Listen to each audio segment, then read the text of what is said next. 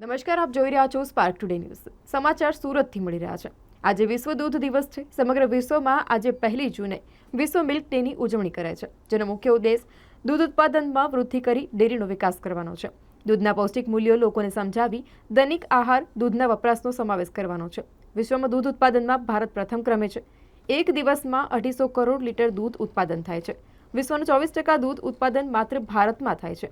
ગુજરાતમાં અમૂલની સાથે જોડાયેલા 35 લાખ બહેનો દરરોજ 200 કરોડની રોજગારી મેળવે છે. Jayesh Patel, director Sumul dairy.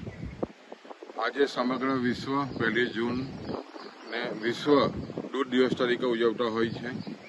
આ દૂધ દિવસની ખેડૂતો અને પશુપાલકો વડે તમામ નાગરિકોને ખાસ શુભેચ્છા આપું છું. દૂધના ધંધા થકી સમગ્ર ભારત દેશમાં ખાસ કરીને પશુપાલકો એક આત્મનિર્ભર બન્યા છે.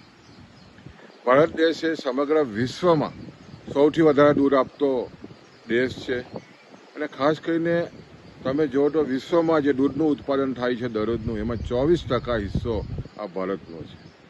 ને એમાં પણ જે રીતે મહાત્મા ગાંધીજી અને સરદાર સાહેબે રોજગારી જો ગામડામાં મેળવવી હોય તો ગામે ગામ દૂધ મંડળીની સ્થાપના કરવી જોઈએ. એના અનુસંધાનમાં અમૂલ ડેરીની સ્થાપના થયા પછી તમે જુઓ તો આજે લગભગ 36 લાખ બહેનો દરરોજના 200 કરોડ જેટલી આમદની મેળવીને એક આત્મનિર્ભર બની હોય. ચોક્કસ ખાસ કરીને GCMA પણ જ્યારે આ 1 જૂને તમામ જે 40 જેટલા શહેરોના સિનેમાઘરોમાં જે મંથન ફિલ્મ છે, ખાસ કરીને 5 લાખ ખેડૂતોના પોતાના ફંડ ફાળાથી બનેલી પ્રથમ ફિલ્મ ભારતની આજે ફરી પાછી રિલીઝ કરી રહ્યા છે. એનો ખૂબ જ અમને આનંદ છે.